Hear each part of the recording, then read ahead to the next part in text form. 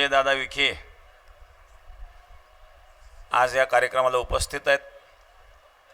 काल माननीय मंत्री महोदय विखे साहेब, माननीय राधाकृष्ण विखे साहेब, आपल्या जिल्ह्याचे पालकमंत्री, जलसंपदा मंत्री माननीय विखे साहेब काल उपस्थित होते। आज सुजयदादा आपल्या कार्यक्रमाला उपस्थित आहेत। सुजयदादांना मी धन्यवाद देईल, कारण 2016च्या तांदूळनेरच्या सप्ताहामध्ये दादा सारखे रात्रंदिवस पळत होते, उभे होते रात्रंदिवस, आणि स्टेजवर सुद्धा कधी आले नाही ते, फक्त सेवा, काम म्हणजे काम, अशा प्रकारची सेवा त्यांनी केली। सप्ताहाचा अनुभवही त्यांचा चांगला आहे। आणि 2014 मध्ये त्यांनी आपली भागवत कथा केली होती, फार भव्य सुंदर अशा प्रकारे महाबळेश्वरला खूप सुंदर नियोजन केलं होतं। त्याबद्दलही सुजयदादांना धन्यवाद। आमचे कृष्णा पाटील डोणगावकर ते या ठिकाणी उपस्थित आहेत, जिल्हा परिषद सदस्य आणि गंगापूर सहकारी साखर कारखान्याचे चेअरमन संभाजीनगर। आमचे वाल्मिक शिरसाट ते जिल्हा परिषद सदस्य आहेत संभाजीनगरचे पत्रकार। त्याचप्रमाणे आमचे माजी आमदार भाऊसाहेब कांबळे आणि उपस्थित सर्व मान्यवर।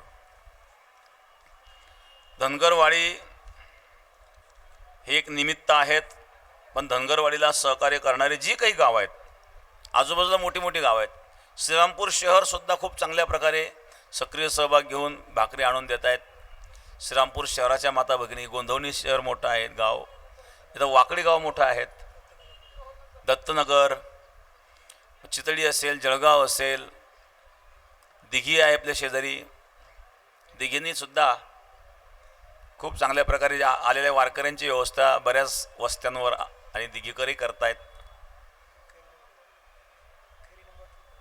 खैरी निमगाव आहेत, आजूबाजूचे सर्वच गाव आहेत। राहता शहर सुद्धा चांगल्या प्रकारे सहकार्य करीत आहेत। काल साहेबांनी इथूनच फोन केला होता राहतेकरांना की जास्तीत जास्त भाकरी आपण या ठिकाणी पाठवाव्यात, कारण समाज खूप वाढलेला आहे। इकडे राहता शहर आहे, ज्या बाजूला श्रीरामपूर शहर आहेत, मोठी मोठी गावं आहेत, आणि हा सगळा आपला बेटाचा परिसर आहे आणि खूप श्रद्धावान परिसर आहेत, आणि मोठ्या श्रद्धेने भावनिक या ठिकाणी येतात। त्यांची व्यवस्था करणं हे आपले कर्तव्य असतं। झटण्याकरता, कष्ट करण्याकरता हजारो तरुण या ठिकाणी उपस्थित आहेत। खूप सुंदर अशा प्रकारे आपण अन्नदानाची व्यवस्था करीत आहात, त्याबद्दल आपल्याला पुन्हा मी धन्यवाद देतो। श्लोक आहेत भगवद्गीतेच्या 12व्या अध्यायातील 6वा श्लोक। एतो सर्वाणि कर्माणि मयि सन्न्यस्य मत्पराः अनन्यनैव योगेन माम ध्यायन्त उपासते।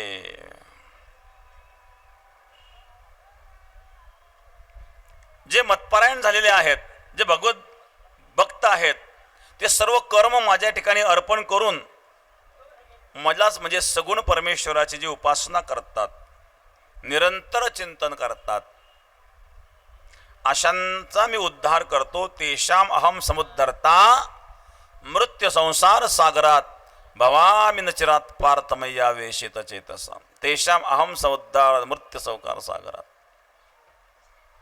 या मृत्यूरूपी संसार सागरातून मी त्यांना तारतो, पण कोणाला? जे अनन्य भावाने मला शरण येतात, माझ्यावर प्रेम करतात। प्रेम म्हणजे काय? प्रेम हा शब्दाचा विषय नाही आहे। ज्ञानेश्वरीमध्ये सुंदर वर्णन आहेत। देखा नवलतया प्रभूचे अद्भुत प्रेम भक्ताचे, जे सारथ्य पण पार्थाचे करीतो असे। अर्जुनावर कृष्णाचं प्रेम होतं, म्हणून भगवान कृष्णाने अर्जुनाचं सारथ्य केलं, हे प्रेमामुळं, प्रेमामुळे शक्य आहे। अर्जुनाची घोडी धुतली अनंते, घोडी धुण्याचं काम केलं, प्रेमामुळे काही करतो मनुष्य। हायकोर्टाचे जज होते, न्यायाधीश, पोरगं होतं 5-6 वर्ष त्यांचं, रात्री झोपले पोरगं लागलं रडायला मोठ्या मोठ्याने 12 वाजता. जज साहेबाला जाग आली. जज साहेब पत्नीला म्हणले, तुला काही कळतं का नाही? ते पोरगं रडतं, त्याला शांत कर. ते पोरगं रडतं, मी काय करू म्हणले. ते का रडतंय? खाऊ घाल त्याला म्हणले. काही चॉकलेट खातो का? चॉकलेट खाय ना. बिस्कुट खातो का? बिस्कुट खाय ना. पोंगा खातो का? पोंगा खाय ना. बुड्डीची पाल खातो का? तो काहीच काय ना. मोठा मोठा रडतोय. जज साहेबांनी विचारलं, मग तो का रडतोय? त्याला काय हवंय? तो म्हणतो, मला घोडा पाहिजे. आता कोण घोडं द्यायचं? झोपव त्याला गपचूप, उद्या बघू. पोरगं झोपायलाच तयार नाही. पत्नी म्हणली, असं करा ना, थोडा वेळ तुम्हीच सोना घोडा. पोरगं तर नादावलंय. जज साहेब झाले घोडा. पोरगं बसलं पाठीवर आणि हातामध्ये काठी घेऊन त्या घोड्याच्या टिरीवर मारतंय. आता ज्या न्यायाधीशासमोर एखादा अपराधी मनुष्य वर नजर करून पाहू शकत नाही, ते पोरगं टिरीवर काठी मारतंय. हे कशामुळे शक्य आहेत? हे प्रेमामुळं. प्रेम आहेत. ज्ञानेश्वर महाराजांनी एक उदाहरण दिलं, बालक बापाचे ताटी रेगे आणि बापा तेच जेवू लागे की संतोष लेनी वेगे मुखची ओढवी. लहान मूल असतं, बापाबरोबर जेवायला बसतं, बापाच्या ताटात हातात घास घेतं, बापाच्या तोंडात घालतं. बाप आ करतो तो घास खाण्याकरता. तर ज्या हातामध्ये तो घास घेतलेला आहे तो हात फार स्वच्छ आहे का? ते पोरग कुठं कुठं त्याने हात लावले, कुठं कुठं खेळलंय, मातीत खेळलंय, आणखी कुठं खेळलंय. लहान मुलं आहे, त्याला काय कळतं? ते मुतं दोन हातानं सारवतं. ते हात धुतलेलं पण नाही. ते बापाच्या जेवायला बसलं, हातात घास घेतल्यानं बाप आ करतो. बालक बापाचे ताटी रेगे आणि बापा तेच जेवू लागे की संतोष लेनी वेगे मुखची ओढवी. बाप आ करतो, पुढं तोंड करतो. बापाला किळस का आली नाही? तर प्रेम आहे. प्रेमामध्ये दोष देखील गुणरूपाने वाचतात.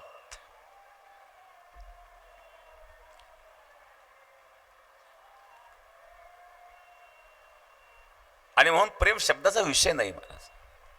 अनिर्वचनीय प्रेम स्वरूपम. मग या प्रेमाचे जे काही लक्षणं आहेत, कारण शुद्ध प्रेम असल्याशिवाय अनन्य भाव होत नाही आणि अनन्य भाव आल्याशिवाय भगवत कृपा होत नाही. मग एतु सर्वाणी कर्माणी मयि संन्यस्य मत्पराः अनन्य नैव योगेन माम ध्यायंत उपासते. असं माझं ध्यान करायचं अनन्य भावाने. मग प्रेम कसं असावं?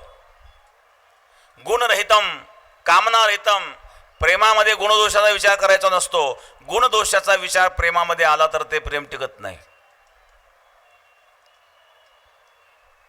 गुण म्हणून जर तुम्ही प्रेम केले आणि दोष दिसायला लागले, प्रेम टिकणार नाही. भक्ती सुद्धा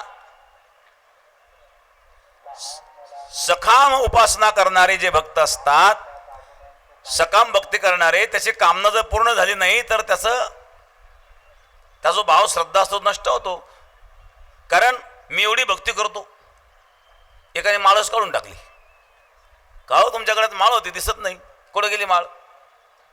नाही, तुटली म्हणे. तुटली कशी काय? काहीतरी कारण असेल ना. बघा आमचे शेजारी कसे वागतात, काही खातात, काही पितात, कसे वागतात, काही बोलतात, तरी ते मजेत आहेत. मी एवढा देव करतो, देवाने असं केलं, टाकले तोडून, काय करते त्या माळीची? हे का झालं? माळ घातली कोणत्या तरी उद्देशाने घातली.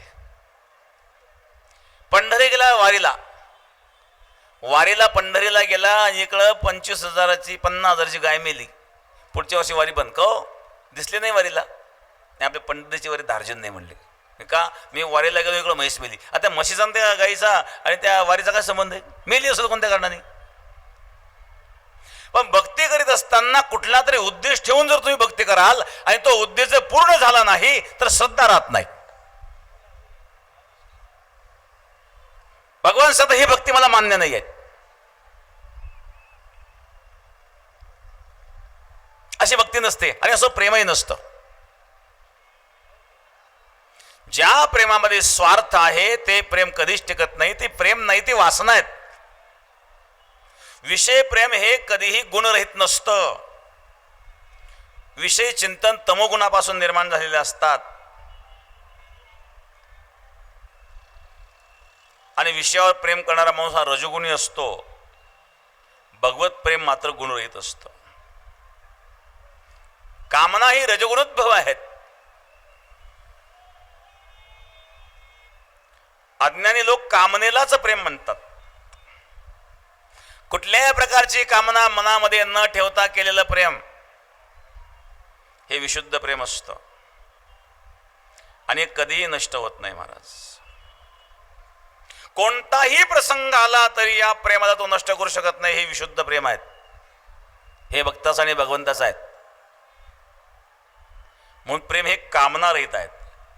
गुणरहितम कामना रहितम प्रतिक्षणम वर्धमानम. प्रेम हे क्षणक्षणाला वर्धमान वृद्धिंगत होत असतं, वाढत असतं, कमी नाही होत. जे कमी होतं ते प्रेमच नसतं बरं का. ज्याप्रमाणे गंगोत्रीवरून गंगेचा उगम झाला, हळूहळू गंगा थोडी थोडी मोठी मोठी मोठी मोठी होत गेली. समुद्रापर्यंत पोहोचेपर्यंत किती मोठी झाली, ती कमी झालीच नाही.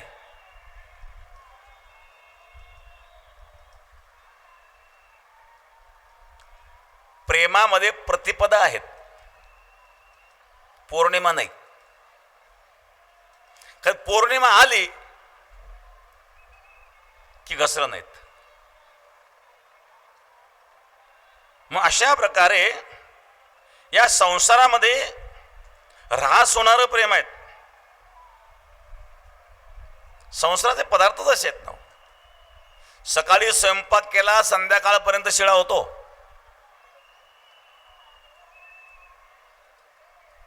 आणि त्या रसाद्वारे, त्या अन्नाद्वारे शरीर पोषण केलेलं आहे. हे शरीर टिकेल का? त्याचा पायाच मजबूत नाही आहे.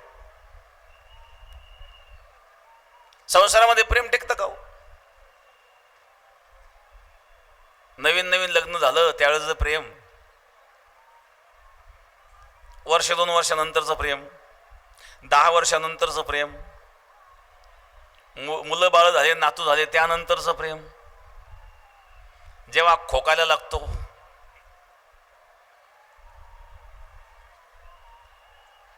कप होतो कप,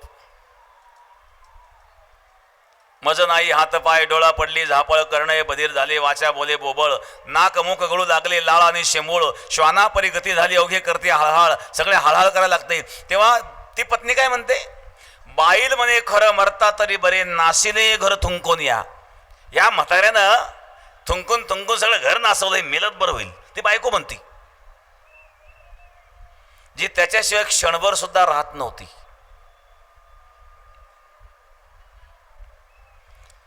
त्याच्याशिवाय क्षणभर राहत नव्हती आणि आता ती म्हणते मेलो तर बरं होईल. नासिले घर थुंकून या. मुलं जवळ येत नाही. हा जेवायला बसलेला असतो, याच्या तोंडातून लाळ गळती. शेजारी नातू बसलेला असतो. नातू म्हणतो, आजोबा तुम्हाला कसं खावं अजून कळत नाही.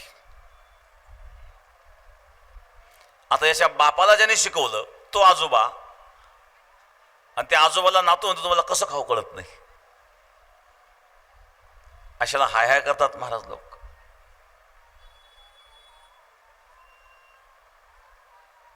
कमीत कमी ज्याच्या जीवनामध्ये परमार्थ आहेत ना, तो नामस्मरण तरी करील, तो सप्ताहात येऊन बसेल. पण ज्याच्या जीवनामध्ये परमार्थ नाही अशा लोकांची काय स्थिती आहेत. एकदा एक म्हातारा भेटला, मला म्हणले महाराज काय करो, मुलाचं माझं पटत नाही, पत्नीचं माझं जमत नाही, सून बरं पाहत नाही, काहीतरी मार्ग सांगा. मी सांगितलं आमच्याकडे या वीणा वाजवायला. मग त्या भानगडीत तर कधी पडलो नाही आपण. आता वीणा वाजवणं ज्याला भानगड वाटते त्यांनी बाकीच्या किती भानगडी केल्या असतील बरं. आता सगळं जीवन भानगडीत गेलं, आता कुठं परमार्थ सुचतोय. करतोय हाय हाय, पत्नीचं माझं जमत नाही, पोराचं माझं पटत नाही, सून बरं पाहत नाही, लाता खातून तिथे राहतो. संसारामध्ये सुरक्षा कवच म्हणून कोश निर्माण केला या संसाराचा. कोसलियाने घर सुदृढपैकी केले, दोन्ही दार लिंपून या आता गुंतू गुंतू मेले. तो कोश किडा असतो, स्वतःच्या संरक्षणाकरता कोश तयार करतो, पण दोन्ही दरवाजे बंद करतो आणि गुंतून गुंतून गुरपळून गुरपळून गुदमरून गुदमरून मरतो. तसा संसारी माणूस येत ना, असाच संसारात गुदमरतो तो. घर बांधायचं, थोडंफार कर्ज घेतलं, शेतात कपाशी केली, 10 एकर शेती होती, 10 एकर कपाशी, चांगली वाटली कपाशी. त्याला वाटलं एकरी 10 क्विंटल कापूस झाला तर 100 क्विंटल कापूस होईल 10 एकरात. 8,000 भाव मिळाला तरी 8 लाख रुपये होतील. त्यांनी अंदाज केला 8 लाखाचा. शेवटी कापूस झाला 25 क्विंटल. वर्षे 75 आणायची कुठून? शेतकऱ्यांना सगळे अंदाज हुकतातच. हातात काय महाराज? आणि नको ते कर्ज करून बसले राहतात. मग फिटत नाही कर्ज, ते फिटण्याकरता आणखी कर्ज काढतो. नाहीच फिटलं तर मग 2 एकर विक्रीला काढतो. म्हणजे मनुष्य अडकत चालला त्यामध्ये. कारण बाहेर पडायला जागाच ठेवलेली नाही त्याने. बाहेर पडायला जागा म्हणजेच परमार्थ आहेत महाराज. कितीही टेन्शन मध्ये राहा तुम्ही, गीता वाचा, आपोआप टेन्शन मुक्त व्हाल. गीता तुम्हाला सांगेल जन्माला येताना काही घेऊन आलेत का? नाही. जाताना काही घेऊन जाणार आहेत का? नाही. मग तू येताना काही घेऊन आला नाही, जाताना घेऊन गेला नाही, जाताना घेऊन जाणार नाही, आणि मग चिंता करतो कशाची? काय नुकसान झालं तुझं? तुझं काही आणलंच नाही, नुकसान काय झालं? एवढा जरी भाव मनामध्ये निर्माण झाला ना, किती कर्ज असू द्या, टेन्शन आपोआप कमी होईल. अध्यात्मामध्ये शक्ती आहेत महाराज. एवढे लाखो लोक एक ठिकाणी एकत्रित येतात, हे वेडे नाही आहेत. काहीतरी समाधान मिळत असेल ना. का तुम्ही इथं आलात कामधंदे सोडून? कामा नाही तुम्हाला काही? केवळ भाकरी आमटी खायला आलं, काय घरी खायला मिळत नाही का? केवळ खाण्याकरता आलात असंही नाही आहेत. प्रत्येक मनुष्य घरी 2 टाइम जेवतोच. हा प्रसाद आहे. प्रसाद असतो प्रसन्नता. प्रसादामध्ये प्रसन्नता असते. भोजनात प्रसन्नता पाहिजे. भोजनामध्ये 4 गुण असावे बरं का. स्वारूप्य, स्वारस्य, सुगंध आणि स्वादिष्ट. स्वारूप्य म्हणजे रंग चांगला असावा. स्वारस्य ती भाजी रसदार असावी, त्यात जीवनसत्व विटॅमिन्स असावी. सुगंध तिचा गंध चांगला असावा. स्वादिष्ट चव चांगली असावी. खाणाऱ्याला भूक लागली असावी. वाढणारा आदर करणारा असावा. स्वयंपाक करणारी सुगरण असावी. मग त्या खाण्याचा आनंद आहे. एका सुगरणीने खिचडी बनवली. तळाला जळकेवाडी, मध्ये चिखलवाडी, वर तांदूळवाडी. खाणाऱ्याने काय खायचं? स्वयंपाक करणारे सुगरण पाहिजे महाराज. ते भगवंताच्या चिंतनात केले असेल तर आणखी त्याचा आनंद आहे. या ठिकाणी भगवंताच्या चिंतनातला हा प्रसाद आहे. इथं आलेल्या भाकरी ज्या माता बहिणींनी थापलेल्या आहेत ना, त्या भाकरी थापताना तिच्या मनामध्ये या भाव आहेत की आज मी बनवलेली भाकर ही सप्तात जाणार आहेत. आणि सप्तामध्ये असणाऱ्या वारकऱ्याच्या मुखात जाणारे ते संस्कार आहेत महाराज. मानसशास्त्र काय सांगतं? वर्णन आहेत. जे अन्न तुम्ही सेवन केलं त्याचे 3 भाग झाले. स्थूल भाग, मध्य भाग, सूक्ष्म भाग. अध्यात्माच्या दृष्टीने सांगतोय मी. डॉक्टर त्याचे वेगळे कारण सांगतील. इथे डॉक्टर बसलेले आहेत, पण मी अध्यात्माच्या दृष्टीने सांगतो. स्थूल भाग जो आहे, जो शरीराला आवश्यक नाही आहे, तो मलमूत्राद्वारे विसर्जित होऊन बाहेर पडला. मग त्यामध्ये असणारे जीवनसत्व विटॅमिन्स आहेत, त्याद्वारे शरीराचं पोषण होतं. मग शरीरामध्ये सप्त धातू सांगितलेले शास्त्रकारांनी. रस, रक्त, मांस, अस्थि, नाडी वगैरे.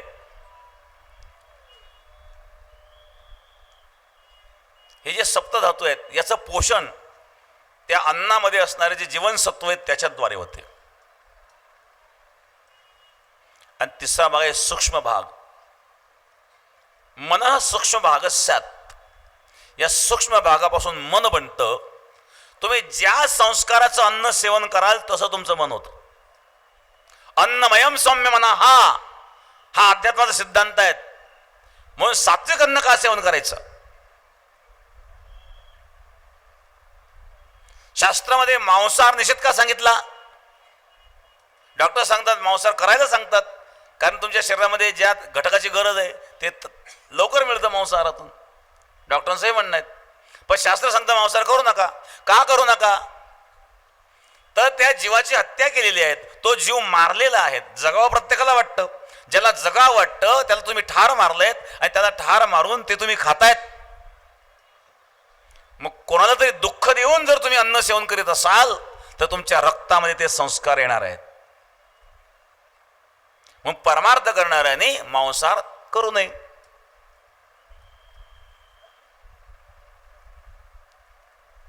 मांसाहाराचा निषेध याकरता सांगितला कारण संस्कार महत्वाचे आहेत.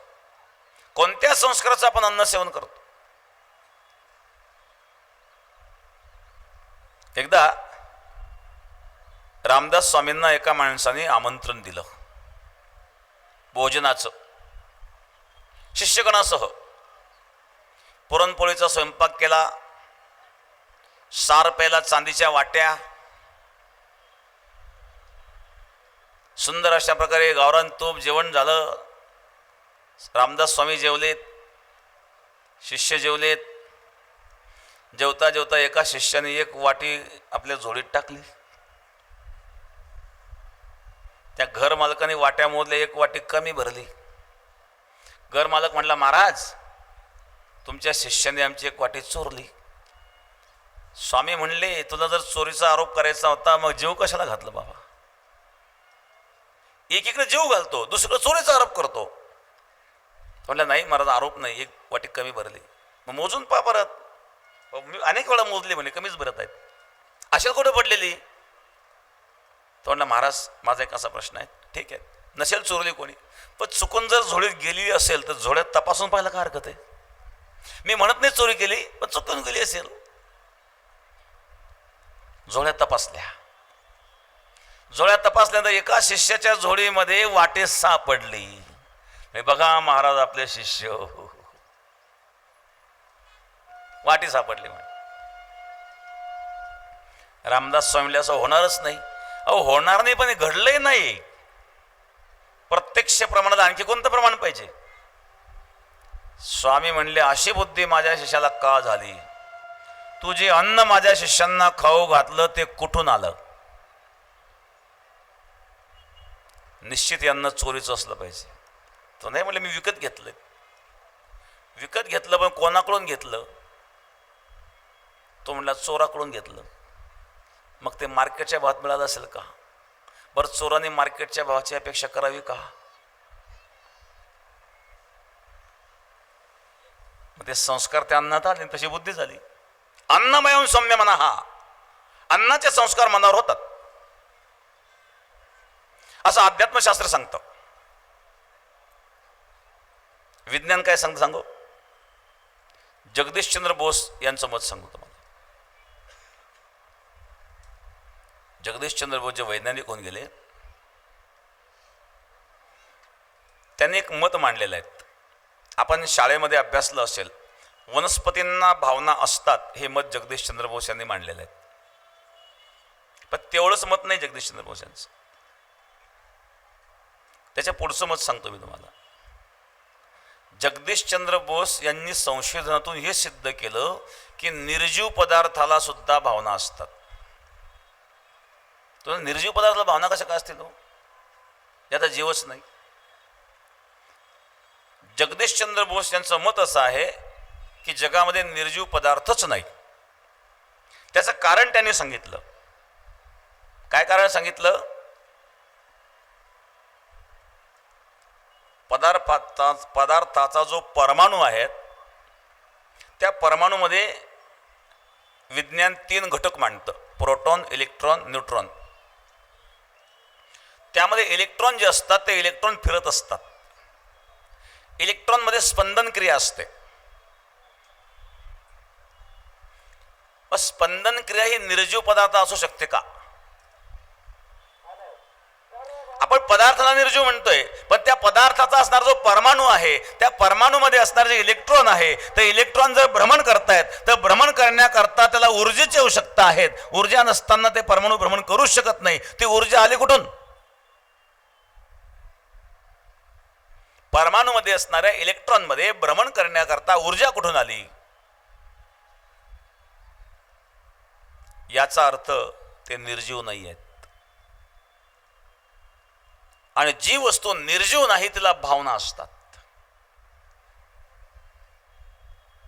याच्यावर एक प्रयोग केला होता त्याने.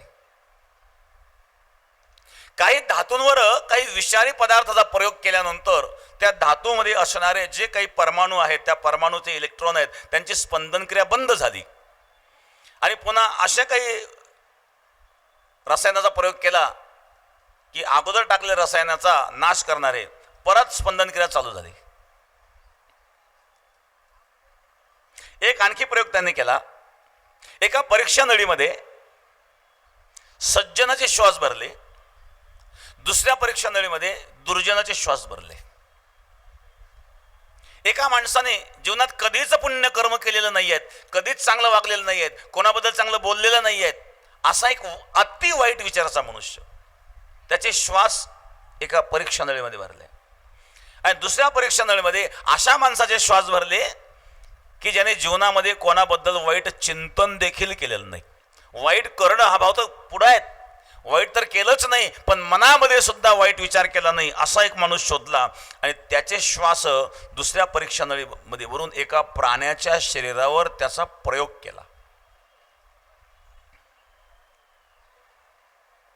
ते श्वास, सज्जनाचे श्वास जेव्हा त्या प्राण्याच्या शरीरावर सोडले, त्यावेळेला त्या श्वासाचा कुठल्याही प्रकारे विपरीत परिणाम झालेला दिसला नाही. पण दुर्जन व्यक्तीचे श्वास जेव्हा त्या प्राण्याच्या शरीरामध्ये सोडले आणि त्या प्राण्याचा अभ्यास केला, त्या अभ्यासातून या लक्षात आलं की त्याच्या शरीरावर त्याचे विपरीत परिणाम झालेले होते. वाईट विचाराच्या माणसाच्या श्वासाचा सुद्धा परिणाम होतो महाराज. हे आजचं विज्ञान सांगतायत. आपले ग्रंथ काय सांगतात? श्रीमद भागवतामध्ये प्रथम स्कंदामध्ये वर्णन आहे, राजा परीक्षिती शिकार करण्याकरता गेला असताना तहान लागली. एक झोपडी दिसली, त्याला वाटलं चला इथं पाणी मिळेल. त्या झोपडीमध्ये एक साधू होते, एक महात्मा होते, डोळे बंद करून ध्यानस्थ बसलेले होते. राजाने पाणी मागितलं, पण ते देवानावर नव्हते. राजाला राग आला. कोण बाबा आहे हा? मी एक राजा आहे, वास्तविकाने माझं स्वागत करायला पाहिजे होतं. स्वागत तर केलं नाही, डोळे बंद करून बसलायत, ध्यानाचं नाटक करतोय. याचा भेद पाहतो म्हणले. काय समजतो स्वतःला? तिथं मेलेला साप पडलेला होता. तो मेलेला साप धनुष्यबाणाच्या टोकाने उचलला आणि त्या साधूच्या गळ्यात घातला, निघून गेला.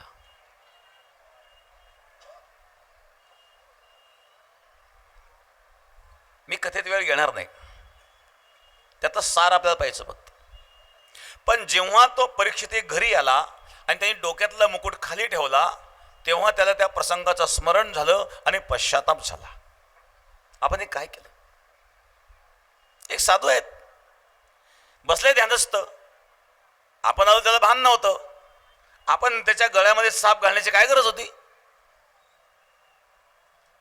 परीक्षितीला पश्चाताप झाला. मग आता पश्चाताप करतोय, मग त्यावेळेला तशी बुद्धी का सुचली? हे विचार तेव्हा का आले नाही? याचं कारण, जो मुकुट त्या परीक्षितीने डोक्यात घातलेला होता, तो मुकुट होता जरासंधाचा. भीमाने जरासंधाला मारल्यानंतर तो मुकुट नकुल सहदेवाला खूप आवडला होता आणि तो मुकुट घेऊन ते आले आणि तो खोलीमध्ये यांनी पाहिला, सुंदर होता म्हणून डोक्यात घालून निघाला. पण वाईट विचाराच्या माणसाचा स्पर्श झालेल्या वस्तूत सुद्धा त्याचे संस्कार असतात असं भागवत सांगतं. आणि आजचं विज्ञानही तेच सांगतायत. म्हणून मी जगदीशचंद्र बोस यांचं उदाहरण सांगितलं की त्यांनी वाईट विचाराचा मनुष्य आणि सज्जन मनुष्य यांच्या श्वासावर प्रयोग केला आणि ते श्वास एका प्राण्याच्या शरीरात सोडून त्याच्यावर अभ्यास केला. तर त्यातून हे सिद्ध झालं की वाईट विचाराच्या माणसाच्या श्वासात सुद्धा दोष आहेत, वाईट विचाराच्या माणसाच्या दृष्टीत सुद्धा दोष आहेत. आपल्याकडे दृष्ट काढण्याची पद्धत काय बरं? पोरगं रडतंय, डॉक्टरकडे नेलं, रडायचं थांबत नाही. सासू म्हणले कशाला डॉक्टर घेऊन गेली होती, ते शेजारी किती वेळचे टका टका टका टका पाहत होते. दृष्ट काढ. दृष्ट काढल्याबरोबर पोरगं हसायला लागलं महाराज. काहींच्या दृष्टीत विष आहेत, काहींच्या वाणीत विष आहेत महाराज. ते तर बोलतील तर आगच चोकतील. काहींचं आडनावे आग लाव, काहींचं आडनाव आग लावे असतं बाई, खरोखर आग लावतात. एखाद्याच्या घरी गेले 2 तास त्या घरात जर जाऊन बसले ना, पुन्हा एकमेकाचं काही ताळमेळ लागून द्यायच नाही. असे काही आग लावे लोक असतात. वाणीत विष, काहींच्या दृष्टीत विष. काही लोक बघा, एखाद्या ठिकाणी स्वयंपाक चालू असताना जर त्यांनी डोकावून पाहिलं, किती जाळ लावा डाळ शिजणारच नाही. काय दृष्टी आहेत. वाणीत दोष, दृष्टीत दोष. संतांच्या दृष्टीमध्ये काय? जय जयो शुद्धे उदारे प्रसिद्धे अनवरत आनंदे वर्षतीये. आनंदाचा वर्षाव करणारी दृष्टी संतांची असते.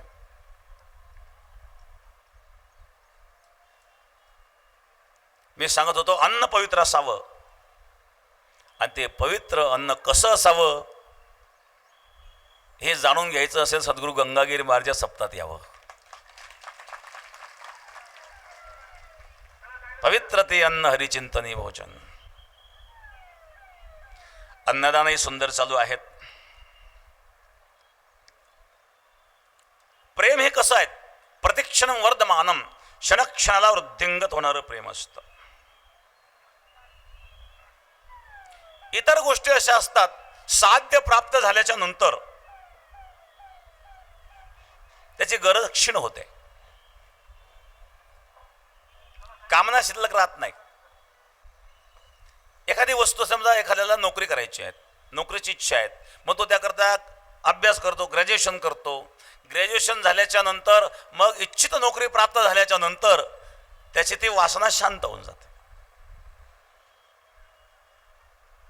म्हणजे साध्य प्राप्त होईपर्यंत, विवेक वैराग्य कुठपर्यंत आहेत? मोक्षापर्यंत. साधकाची इच्छा काय आहेत? भक्ताची इच्छा काय आहेत? जिज्ञासू भक्ताची इच्छा काय आहेत? की या भवबंधनातून, संसार बंधनातून मी मुक्त व्हावं. तेत वैराग्य विवेकसी जाटे बंद मोक्षेसी वृत्ती तिये आवृत्तीसी बुडून जाय. वैराग्य कुठपर्यंत आहेत? आता मोक्ष प्राप्त झाला, काय गरज राहिली?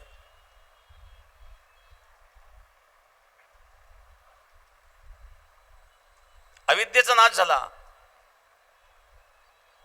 इच्छा राहिली नाही. पण प्रेम तसं नाही आहे. प्रेम हे वाढत जातं, कमी होतच नाही.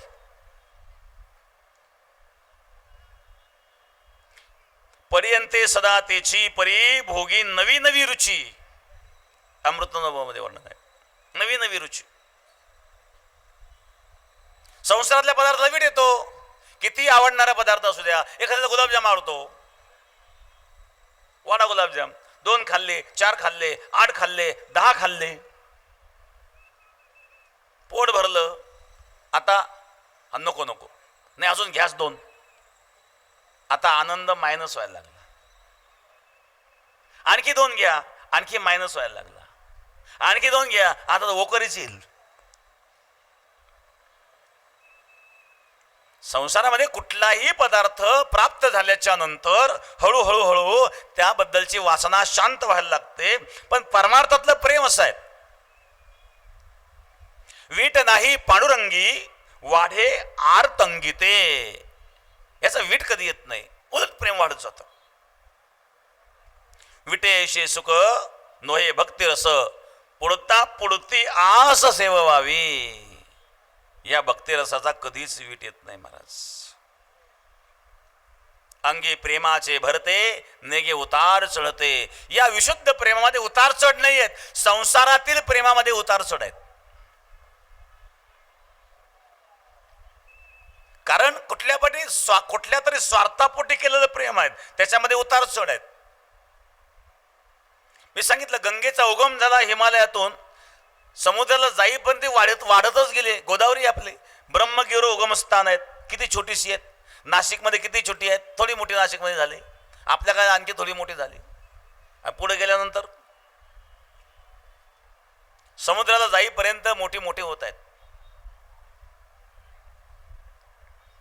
आणि म्हणून प्रेम हे कसं असतं, प्रतिक्षणम वर्धमानम, क्षणक्षणाला वर्धमान होणारी वाढणारं असणारं प्रेम असतं.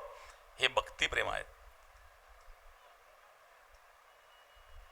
नवल भजनाची परवडी, आवडीते प्रसवे आवडी, क्षणोक्षणी चढोचढी, नित्य नूतन गोडी प्रेमाची. नित्य नूतन गोडी आहेत, दररोज नवीन नाही त्याच्यामध्ये.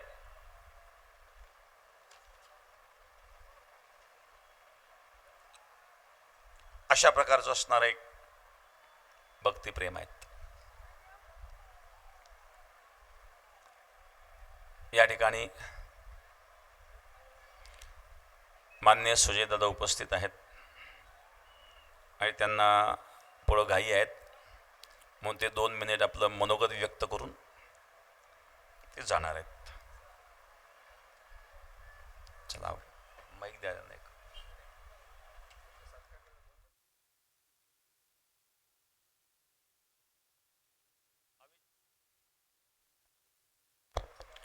गुणरहितम कामनारहितम. प्रेमाचं तिसरं लक्षण आहे प्रतिक्षण. चौथं लक्षण आहे गुणरहितम कामनारहितम प्रतिक्षणम वर्धमानम, आणि चौथा आहे अविच्छिन्नम. प्रेम हे अविच्छिन्न असतं. जे खरं प्रेम आहे हे कधीच नष्ट होत नाही. खऱ्या प्रेमाला नष्ट करण्याची हिंमत या जगामध्ये कोणाचीच नाही, देवाचे सुद्धा नाही. जिथं देवाला नमावं लागतं.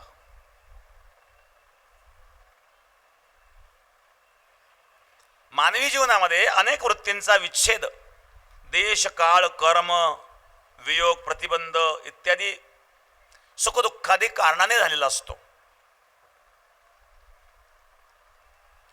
देश काळ इथं विच्छेद होतो, सतत सान्निध्य आहे पण कुठेतरी लांब गेला, विच्छेद झाला. काळाचा विच्छेद, भक्तीमध्ये काळाचा विच्छेद नाही आहे. भगवान कृष्ण परमात्मा द्वापार युगामध्ये होऊन गेले आणि त्या कृष्णाची भक्ती करून मीराबाई कलियुगामध्ये कृष्णाच्या स्वरूपामध्ये विलीन झालीत. इथं काळाचं कुठं बंधन राहिलं. भगवान परशुरामचंद्र त्रेतायुगात होऊन गेले. आज राम भक्त कलियुगामध्ये रामाची भक्ती करतात, त्यांना रामाचं दर्शन होतं. खऱ्या प्रेमामध्ये काळाचं सुद्धा बंधन नाही आहे. खऱ्या प्रेमामध्ये देशाचं बंधन नाही आहे. खऱ्या प्रेमामध्ये वियोगाचं देखील बंधन नाही आहे. प्रेमामध्ये वियोग जरी असेल तर वियोगामध्ये असणारं रुदन ते सुद्धा आनंददायी असतं. प्रेमात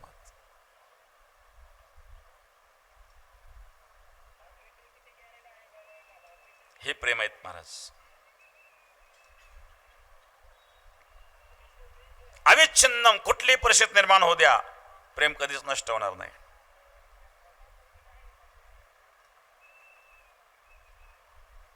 प्रेमाच्या नेत्रांनी दोष दिसत नाही. आंधळे पांगळे मुके बहिरे असू द्या, पण आईचं ते बाळावर प्रेम असतं ना. मुलगा आंधळा असू द्या. आता काही काही ठिकाणी आपण पाहतो काही मतिमंद मुलं असतात, त्या मुलांना बोलता येत नाही. स्वतःचं नित्य कर्म सुद्धा त्यांना करता येत नाही. आई त्या मुलाचं सर्व नित्यकर्म करते महाराज. आईच्या प्रेमामध्ये त्या मुलाबद्दल एक किंचित सुद्धा कमी नाही आहेत महाराज.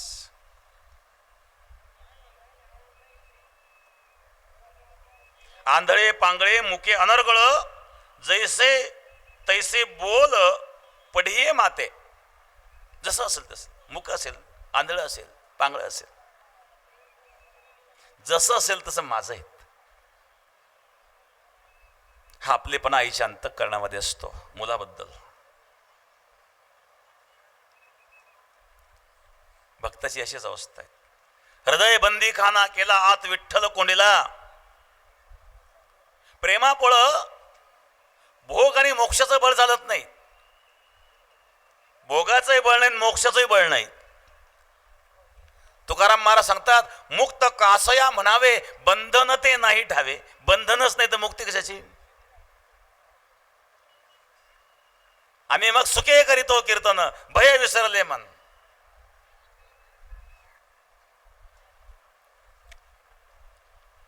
मुक्त कासया म्हणावे बंधने नाही ठावे. बंधनच नाही तर मुक्ती कशाची.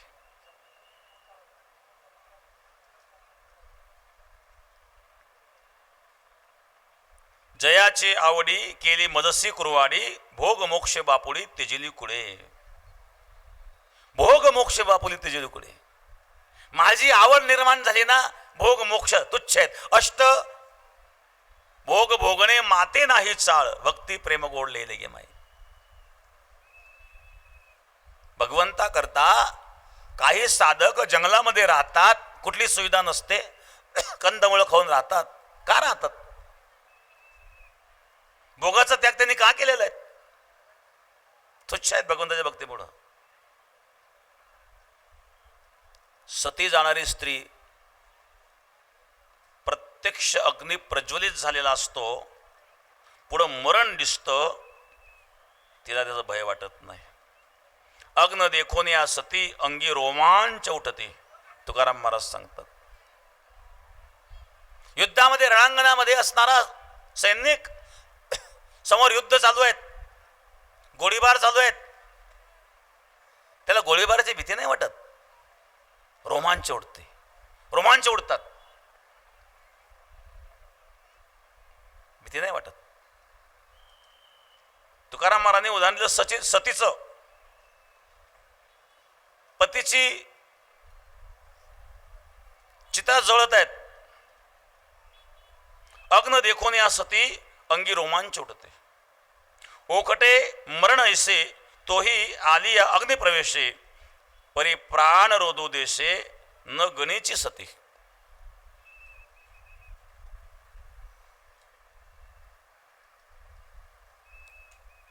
एकदा एका माणसाने मला प्रश्न विचारला, म्हणले महाराज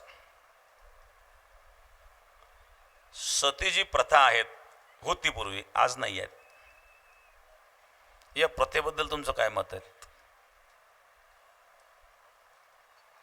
योग्य का अयोग्य? कुठली गोष्ट कोणाला योग्य वाटते तर कोणाला अयोग्य वाटते, एक विचार कोणाचाही नसतात. काही लोकांनी काही स्त्रियांना चितेमध्ये लोटलं, बिलकुल वाईट आहेत. कोणी लोटलं असं काही उदाहरण समोर नाही आहेत. काही लोक आपल्या संस्कृतीला बदनाम करण्याकरता प्रयत्न करतात. प्रेमामध्ये मृत्यूचं भय नसतं.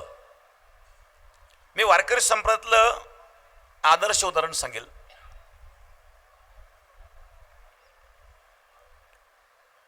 वैकुंठवासी धुंडा महाराज देगलूरकरांचं. धुंडा महाराज देगलूरकर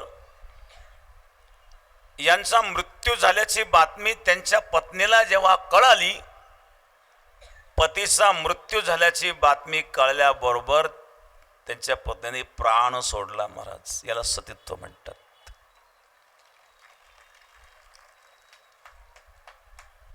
याला कायदाही करू शकत नाही. हे प्रेम आहेत. भगवान कृष्ण परमात्मा निजधामाला गेल्याची बातमी कळल्यानंतर कुंतीने प्राण सोडले. प्रेम हे प्राणाच्या पलीकडे आहेत महाराज. प्रेमामुळे प्राणही तुच्छ आहे. मृत्यूची बाधा प्रेमाला नाहीये.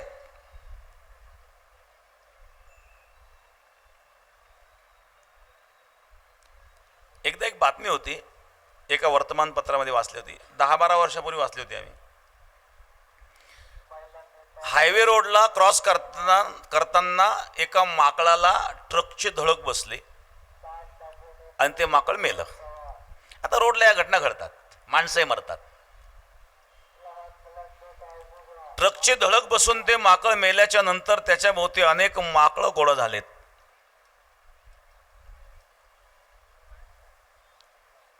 आणि तिथं एक वानरी होती जी सतत त्या वानराबरोबर राहायची. त्या वानरीने सुद्धा तिथं प्राण सोडला.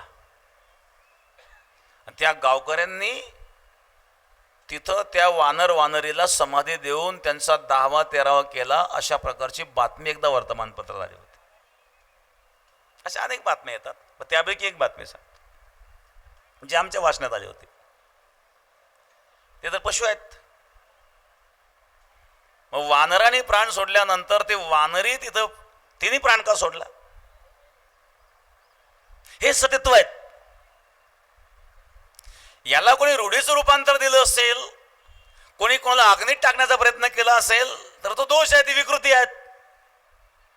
परंतु त्या विकृतीला पुढं करून सती परंपरा चुकीची आहे असं म्हणणारे जो एक वर्ग आहेत,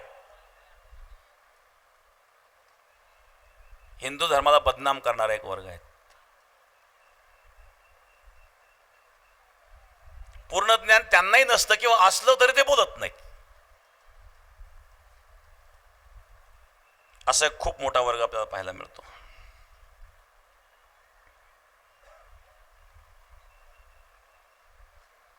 रामायण महाभारतामध्ये काही अशी उदाहरणं येतात. एका माणसाने एक प्रश्न विचारला महाराज,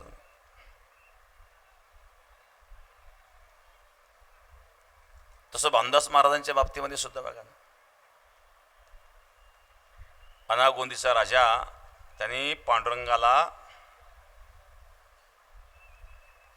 नेलं पंढरपूरून. पंढरीला वारकरी आले आणि पांडुरंगाचा पत्ता नाही. कुठेही पांडुरंग. भामदास महाराज त्या ठिकाणी गेले हम्पीला. हम्पी म्हणून तिथं पांडुरंगाचं मंदिर आहे, मूर्ती नाही तिथं. तिथं त्या राजाने पांडुरंगाला नेलेलं होतं. भामदास महाराज गेले आणि पांडुरंगाच्या मंदिरात गेले. पांडुरंगाला सांगितलं, पांडुरंगा, वारकरी तुमची वाट पाहतायत. या राजासारखं षोडशोपचाराने पूजन, वस्त्र, अलंकार वारकरी देऊ शकत नाही.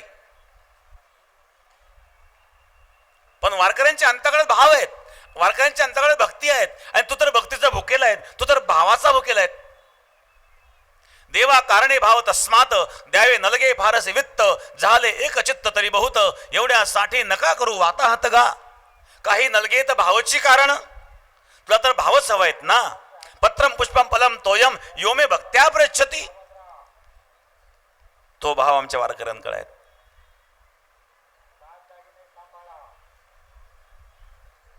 आणि वारकऱ्यांच्या वतीने मी तुम्हाला घ्यायला आलोय. पांडुरंगाने सांगितलं, ठीक आहे, उद्या मी येईल. आपल्या गळ्यातला हार पांडुरंगाने भामदास महाराजांच्या गळ्यात घातला. भामदास महाराज गेले. मंदिराचे दरवाजे आपोआप बंद झाले. पहाटे काकड्या करता जेव्हा त्या ठिकाणी पुजारी आला, त्या पुजाऱ्याने पाहिलं पांडुरंगाच्या गळ्यात हार नाही आहे. हार कुठे आहे? शोधाशोध सुरू झाली. भामदास महाराज इकडं निवांत बसले होते. पहाटेची वेळ जाग आली आणि त्यांचा काकडा सुरू. देखिला देखिला माये देवाचा देव फिटला संदेह ने मध्ये तुझे अनंत रूपी अनंत वेशे देखले मी त्यासी बाप रखमा देव कोण बाणले कैस. भजन चालू आहे. पुजाऱ्याचं लक्ष आलं, गळ्यात तो हार चमकला. अरे हा चोर आहे म्हणले. पांडुरंगाचा हार चोरतोस? धरून आणलं. मी नाही चोरला म्हणे. मी नाही चोरला म्हणतो. मग तुझ्याकडे आला कसा? पांडुरंगाने घातला म्हणे. परत पांडुरंगाने घातला म्हणतोस. राजासमोर उभं केलं. राजा म्हणले सोडावर द्या. भानदास महाराज म्हणजे वा रे वा भगवान, रात्री मला सांगितलं उद्या मी तुझ्या बरोबर येतो, मला तर 5 वर जायची 16 वर जायची पाळी. पण प्रेम आहेत, मी 16ला घाबरत नाही. भानदास महाराज सांगतात जव हे आकाश वर पडो पाहे, ब्रह्म गोळ भंगा जाय, वड वानर त्रिभुवन खाय, पर मी तुझीच वास पाय का विठोबा. आकाश कोसळलं तरी चालेल, ब्रह्मांडाचे तुकडे झाले तरी चालेल, हे विश्व जाऊन भस्म झालं तरी चालेल, पण मी तुला सोडणार नाही महाराज. 16 नाही घाबरले. हे प्रेम आहेत महाराज. अविच्छिन्नम प्रेम हे अविच्छिन्न आहेत. या प्रेमाला कोणी विच्छिन्न करू शकत नाही. ज्या प्रेमाला कोणी विच्छिन्न करू शकत नाही ते अविच्छिन्न प्रेम आहे.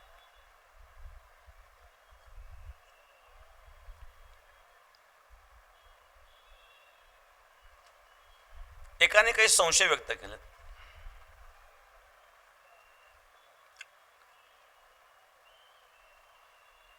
रामायणात काही प्रसंग आहेत. रामाने सीतेची अग्निपरीक्षा का घेतली? रामाला माहित होतं सीता शुद्ध आहेत. रावणाने सीतेला पळून दिलं होतं. सीतेची अग्निपरीक्षा का घेतली? बरं, अग्निपरीक्षा घेऊन तर स्वीकारलं, अग्निपरीक्षा घेऊन सीता शुद्ध आहे हे सत्य आहेत, तरी पण गर्भावस्थेमध्ये असताना सीतेला जंगलात सोडून देण्याचं काम का केलं?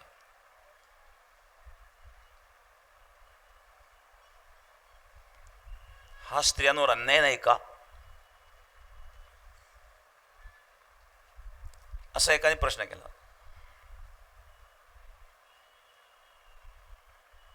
का सीतेची अग्निपरीक्षा घेतली?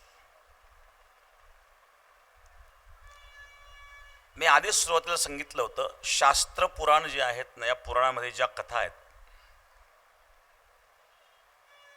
2 प्रकारचे, एक वास्तवी लीला आणि एक व्यावहारिक लीला. पुराणामध्ये जेवढे काही कथा आहेत त्याच्यामध्ये व्यावहारिक आणि वास्तविक अशा 2 प्रकारच्या लीला असतात.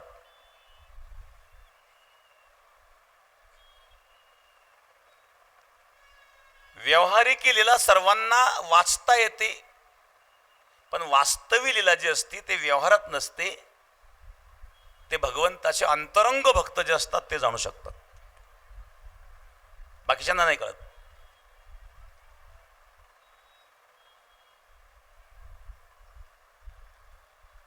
मी त्यांना विचारलं,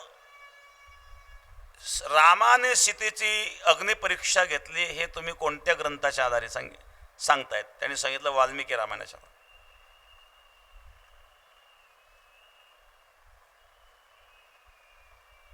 वाल्मिकी रामायणामध्ये हा प्रसंग आलेला आहे.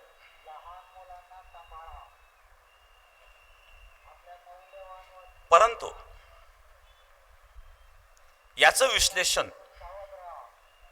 ब्रह्मवैवर्त पुराणामध्ये आणि पद्म पुराणामध्ये जे आलेलं आहे. पद्म पुराण आणि ब्रह्मवैवर्त पुराण या 2 पुराणामध्ये हा प्रसंग जर तुम्ही वाचला तर याचा उलगडा होतो.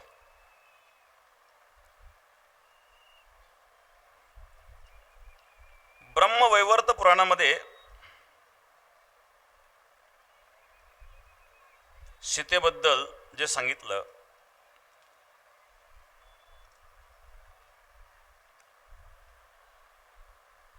रावणाकडे जी सीता होती ती मूळ सीता नव्हती. एक कुशध्वज राजाची कन्या वेदवती होती. ही जी वेदवती होती ना, तपस्या करायला बसली असताना आकाश मार्गाने रावण चालला असताना तिच्या सौंदर्यावर रावण भाळला आणि रावणाने प्रस्ताव मांडला विवाह करण्याचा. तिने नकार दिला. तिने सांगितलं मी भगवान विष्णूची साधना करीत आहे, तपस्या करीत आहेत, भगवान विष्णू सोडून कोणाला मी ओढू शकत नाही. रावणाने तिचे केस धरून ओढले. केस धरून ओढल्यानंतर ते केस हातात तुटले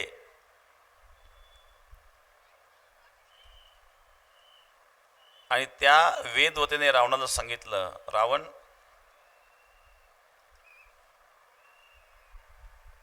तुझ्या मृत्यूला कारण मी होणार आहे म्हणले. तुझा अन्याय अत्याचार केलेला आहेत ना, तुम्हाला स्पर्श केला, हे शरीर मी ठेवणार नाही, पण तुझ्या मृत्यूला कारण मी होणार आहेत. असं म्हणून त्या वेदवतीने अग्नी प्रज्वलित करून आपलं शरीर त्या अग्नीमध्ये समर्पित केलं.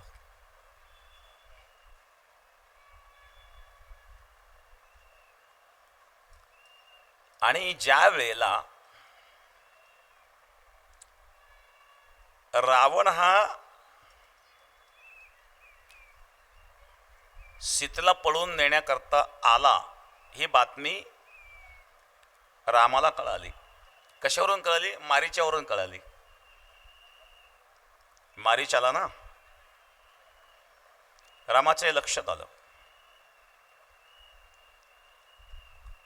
त्यावेळेला अध्यात्म रामायणामध्ये सुद्धा त्याचा विस्तार आहे. काही निमित्ताने, काही काळाकरता, काही वेळेकरता रामाने लक्ष्मणाला कुठेतरी पाठवलं आणि तेवढ्या वेळामध्ये अग्नी प्रज्वलित केला. आणि अग्नी प्रज्वलित करून जी वेदवती होती, जिने जेव्हा अग्नीमध्ये समर्पित झालेली होती, रावणाला मारण्याच्या उद्देशाने प्रतिज्ञा केली होती, ती त्या अग्नीतून प्रकट झाली आणि ही सीता माता तेव्हा त्या अग्नीत समर्पित झाली. हे दृश्य लक्ष्मणालाही माहीत नव्हतं. म्हणून रावणाने जी सीता पळवली ती खरी सीता नव्हती, तर ती वेदवती होती, जी रावणाला मारण्याकरिताच निर्माण झालेली होती.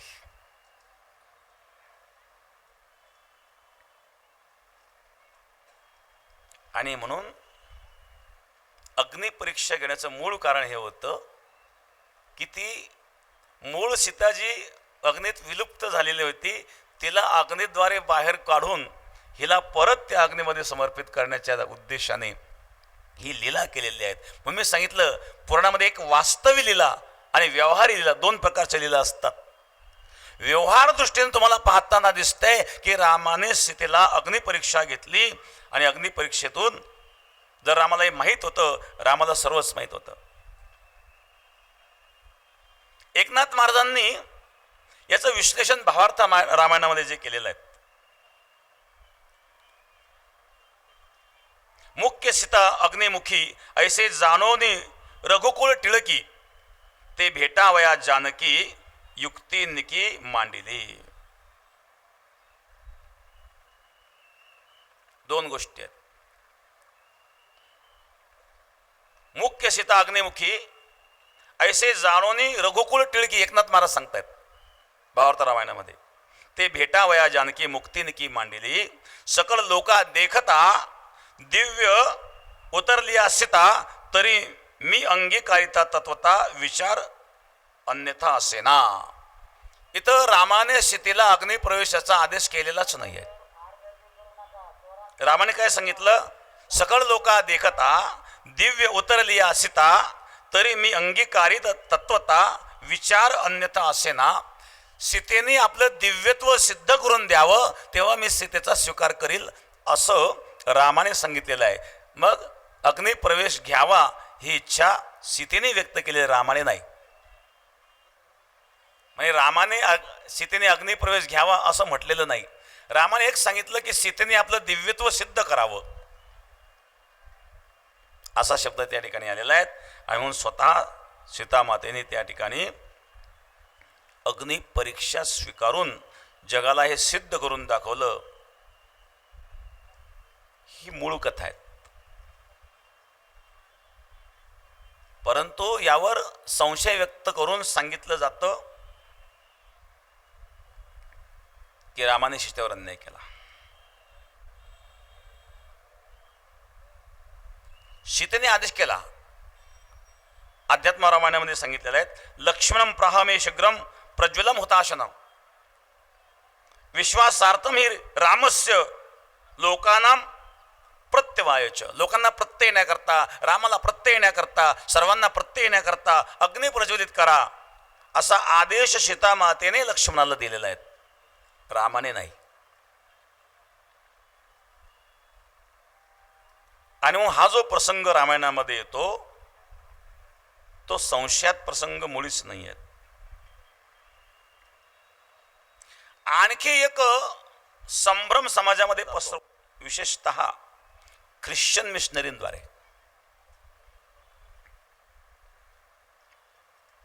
राम एक क्षुद्र विरोधी होते. त्याचं कारण सांगितलं जातं की रामाने शंभुक ऋषींना मारलं कारण तो क्षुद्र असताना तपस्या करीत होता. क्षुद्राला तपस्येचा अधिकार नाही आहेत आणि क्षुद्र तपस्या करत होत असल्यामुळं या क्षुद्राला म्हणजे शंभुक ऋषीला रामाने मारलं म्हणून राम एक क्षुद्र विरोधी होते, अशा प्रकारचा प्रचार केला जातो. ही वस्तुस्थिती आहे.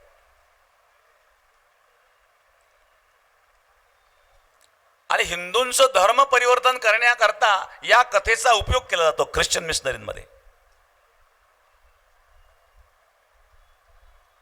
की हिंदू ज्याला राम म्हणतात, राजा म्हणतात, ज्याला भगवान म्हणतात, तो भगवान कसा आहे? अन्यायी आहेत, अत्याचारी आहेत, कारण त्याने शंभुक ऋषीला मारलं. शंभुक ऋषी क्षुद्र होता म्हणून मारलं.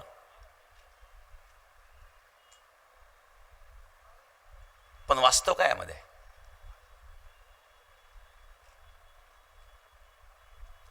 ही कथा वाल्मिकी रामायणामध्ये आलेली आहे. हा जो शंभुक होता ना, हा तपस्या करीत होता, उलट्या टांगलेला, खाली डोकं वर पाय, आणि तपस्या करून धूम्रपान करीत होता. तपस्या करण्याची पद्धत शंभुकची कशी होती? एकतर वर पाय खाली डोकं अशा अवस्थेत धूम्रपान करताना तपस्या करीत होता, आणि त्याच्या त्या धूम्रपानातून जे प्रदूषण निर्माण झालेलं होतं, त्या प्रदूषणातून काही बालकांचा मृत्यू झालेला होता. असाच त्यापैकी एका ब्राह्मणाचा मुलगा मेल्यानंतर तो ब्राह्मण रामाकडे आला आणि ब्राह्मणाने रामाला सांगितलं की अशा अशा प्रकारे आमच्या मुलाचा मृत्यू झालेला आहे, अशा प्रकारे अकाल मृत्यू होणं हे तुमच्या राज्यात घडतंय, याला राजा जबाबदार आहेत. म्हणजे अकाल मृत्यूचं कारण काय हे कारण शोधलं पाहिजे. तर या अकाल मृत्यूचं कारण शोधताना हे दृश्य भगवान प्रभू रामचंद्रांना कळालं की असा असा प्रकारचा एक तपस्वी. बघा, तपस्या 3 प्रकारच्या आहेत: सात्विक, राजसी, तामसी. तामसी तपस्या केली तर त्याचे दुष्परिणाम समोर येतील. मग एखादा तामसी तपस्या करीत असताना आणि समाजामध्ये जर त्याच्या तमोगुणामुळे प्रदूषण निर्माण होत असेल, बालकांचा मृत्यू होत असेल, तर अशा तपस्याला मारावं नाही तर काय करावं? मग रामाने शंभुक ऋषीला मारलं का? मारलं तर त्याच्या तपस्येमुळं त्या ठिकाणी काही मुलं मेलेली आहेत. तपस्या सात्विकता असावी. महावीरांचं उदाहरण दिलं जातं जैन परंपरेमध्ये. अहिंसा तत्वज्ञान समाजासमोर मांडणारे महावीर ज्या ज्या ठिकाणी जायचे त्या त्या परिसरामध्ये काही कोसापर्यंत असं वातावरण निर्माण व्हायचं की व्याघ्र आणि गायी सुद्धा एकत्रित आल्या तरी एकमेकाकडे पाहत नव्हत्या, एवढं प्रेम निर्माण होत होतं. सात्विक तपस्या जर तुमची असेल तर तुमच्या भोवती असं वातावरण तयार होईल की सारं जग सात्विक होईल. चित्त शुद्ध तरी शत्रू मित्र होती, व्याघ्र न खाते सर्पतया.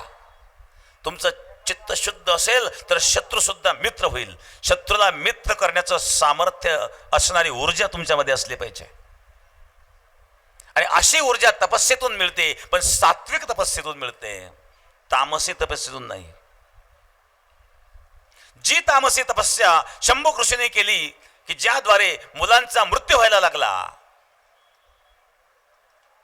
हा एक दोष. दुसरा दोष, मला याच देहाने स्वर्गात जायचंय ही अपेक्षा त्याने केली. हा हाडामासाचा देह घेऊन स्वर्गात जाता येत नाही. याआधी त्रिशंकू राजाने प्रयत्न केले होते. पुराणामध्ये त्रिशंकूचं उदाहरण येतं. त्रिशंकूने प्रयत्न केले होते, त्यालाही ढकलून दिलं होतं. मागणी चुकीची आहे, कृत्य चुकीचं आहे, आणि म्हणून रामप्रभूंनी शंभुकाचा वध केला हे मुख्य कारण आहे. राम क्षुद्र विरोधी होता म्हणून शंभुकाचा वध केला हे मुळीच नाही. राम जर क्षुद्र विरोधी होते तर शबरीच्या झोपडीमध्ये राम का गेलेत?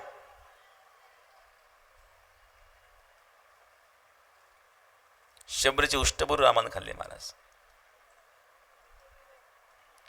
शबरी की बेर सुदाम जी की चावल, रुचि रुचि भोगल गावे, चलो विदुरा घर जावे उद्धव जी, चलो विदुरा घर जावे.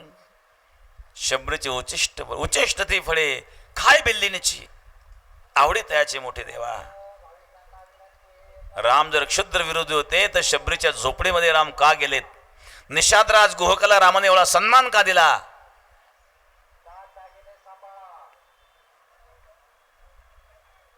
अन्यायाला दंड देणं हे तर भगवंताचं कार्य आहे. भगवंत हेच कार्य आहेत.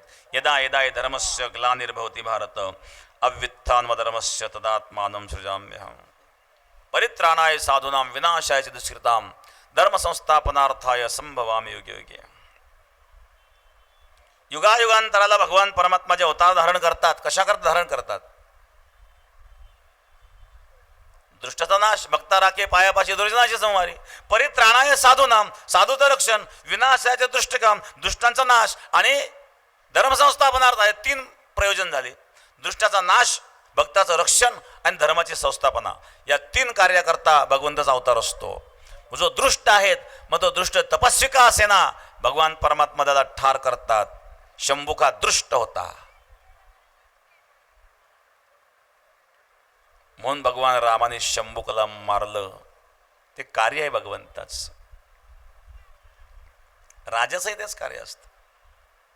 राजा म्हणून जरी रामाकडे पाहिलं तरी राजाचं ते कर्तव्य आहे, अन्यायाला दंड करण्याचं. आणखी एक प्रश्न विचारला जातो की ज्या रामाला आपण मर्यादा पुरुषोत्तम म्हणतो, एका धोब्याच्या अपवादावरून सीतेला वनवासात पाठवून द्यावं. कोणीतरी धोबी म्हणला, त्याची पत्नी बाहेर कुठेतरी 1 दिवस राहिली, घरी आली. मी काय राम आहे का? 6 महिने ती सीता रावणाकडे राहील तरी रामाने स्वीकारली, मी नाही स्वीकारणार असं तो धोबी म्हणला. आणि त्यामुळं रामाने सीतेला गर्भावस्थेमध्ये वनवासात पाठवलं. अशा प्रकारचा जो प्रश्न विचारला जातो किंवा अशा प्रकारे संभ्रम पसरवला जातो, वास्तविकता काय आहेत? खरंच त्या धोब्याच्या सांगण्यावरून रामाने सीतेला वनवासात पाठवलं का? असं असेल तर रामायणामध्ये हा प्रसंग का आला? इथं प्रेम राहिलं का? हे सुद्धा सत्य नाही आहेत. आपण जर रामायण वाचलं, तुम्ही वाल्मिकी रामायण वाचा, भावार्थ रामायण वाचा, एकनाथ महाराज सरळ मराठी भाषेमध्ये. त्यात एक प्रसंग आहे, तो फार महत्वाचा आहे. तो लक्षात आल्यावर ही लीला आपल्या लक्षात येईल.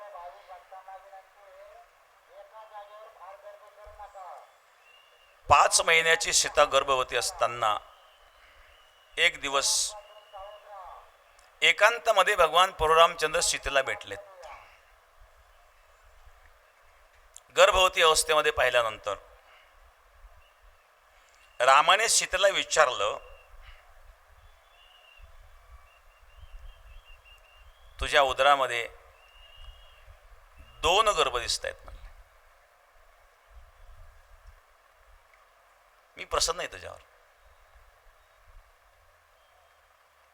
आपलं राज्य चालवण्याकरता एक वंश पुढे तयार होणार आहेत. प्रसन्न मुद्रेने विचारलं की तुझी काय इच्छा आहे सांग, आज मी प्रसन्न आहे, तुझं मनोरथ मी पूर्ण करणार आहे. किमिच्छामि वरारोहो काम किम क्रेताम तव.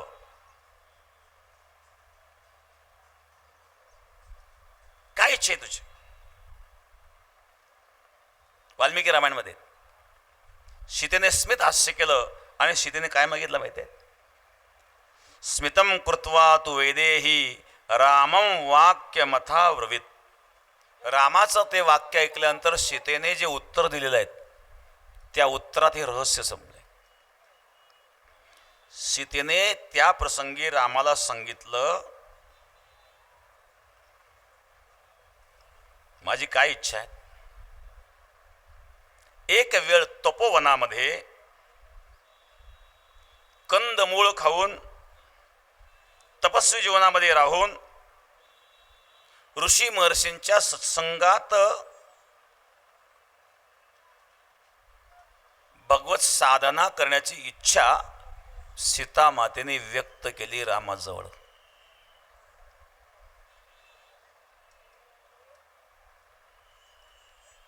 तपोवनानि पुण्यानि द्रष्टुमिच्छामि राघव गंगातीरोपरिष्टानां मृषीणां मुग्रतेजसां फलमूलाशनां देव पादमूलेषु वर्तितुं एषं परमकामो यन्मूलफला मोजितम्.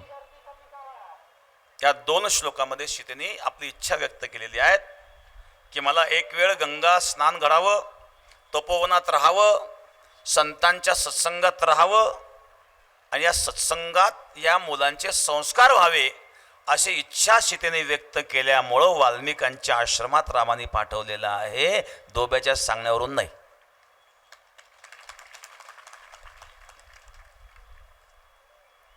मग याच्यावर भावार्थ रामायणामध्ये एकनाथ महाराज काय सांगतात,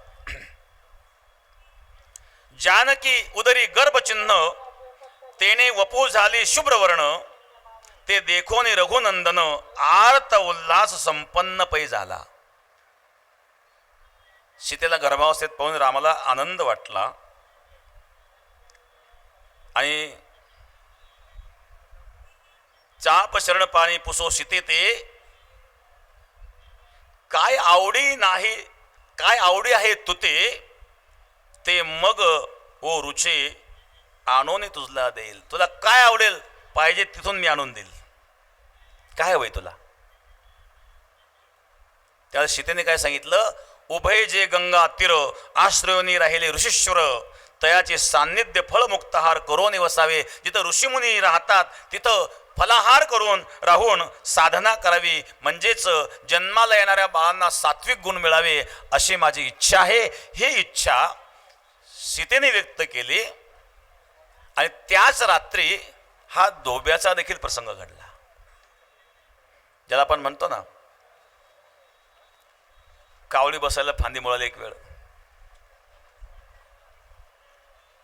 शहाणे माणसं एका कामात अनेक कामं करतात आणि मूर्ख माणसं एक काम अनेक वेळा करतो, कारण काय चुका घरीत राहतो. मूर्ख मनुष्य एक काम अनेक वेळा करतो, पण शहाणे माणसं एका कामात अनेक कामं करतात. तसं भगवान प्रभू रामचंद्रांनी एका कामात अनेक कामं केले. सीतेने जी इच्छा व्यक्त केली ती पूर्ण केली आणि दुबी जो बोलला त्याचं तोंड बंद केलं. हे विशुद्ध प्रेम आहेत महाराज. आणि हे प्रेम कसं आहे, हे कधी नष्ट न होणार आहेत. मग प्रेम कसं असतं तर प्रेम हे अविच्छिन्न असतं, प्रेम कधीही नष्ट होऊ शकत नाही. हे प्रेमाचं एक लक्षण या ठिकाणी सांगितलं. वादळ आलेत, पाऊसही सुरू झालाय, त्यामुळं आता आवरून घेऊ आपण. या ठिकाणी बसा बसा 2 मिनिट बसा. सुजय दादा या ठिकाणी काय सपना काही जाहीर करते काय,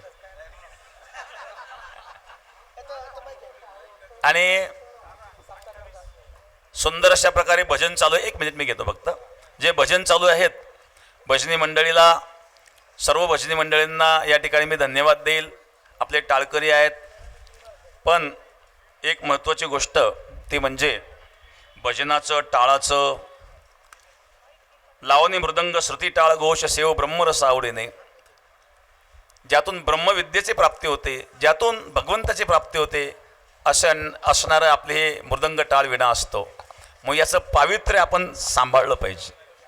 टाळकरी असतील ना, सर्वांना एक सूचना मी देईल की टाळाचं पावित्र्य आपण सांभाळावं. टाळ कधी जमिनीवर ठेवू नये, ठेवला तर तो वस्त्रावर ठेवावा. मग त्यामध्ये टाळकरी असतील, वारकरी असतील, सर्वांनी टाळाचं, विण्याचं आणि मृदंगाचं हे पावित्र्य नेहमीच सांभाळीत जावं.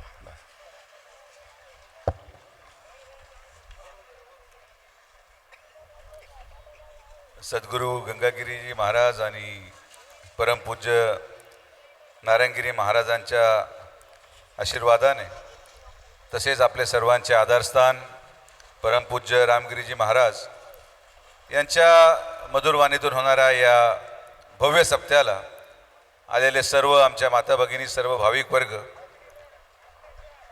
सालाबादप्रमाणे चालत असलेला हा सप्ताह अतिशय भव्य आणि मोठ्या स्वरूपाचा आहे आणि समस्त धनगरवाडी आणि पंचकृषी ग्रामस्थांचे मी मनापासून आभार व्यक्त करतो. तसेच पालकमंत्री महोदयांच्या माध्यमातून जे काही विकास कामं या ठिकाणी झाले त्यांनी काल आपले सांगितलेलं आहे, पण 4 कोटीचे रस्ते अंतर्गत या सप्त्यासाठी साहेबांनी दिले, पण तो काही विषय सांगायचा नाही. आज व्यक्तिगत स्वरूपात आमच्या विखे पाटील परिवाराच्या वतीने या सप्त्यासाठी 101 पोते साखर आपण या सप्त्याच्या या काल्याच्या प्रसादाला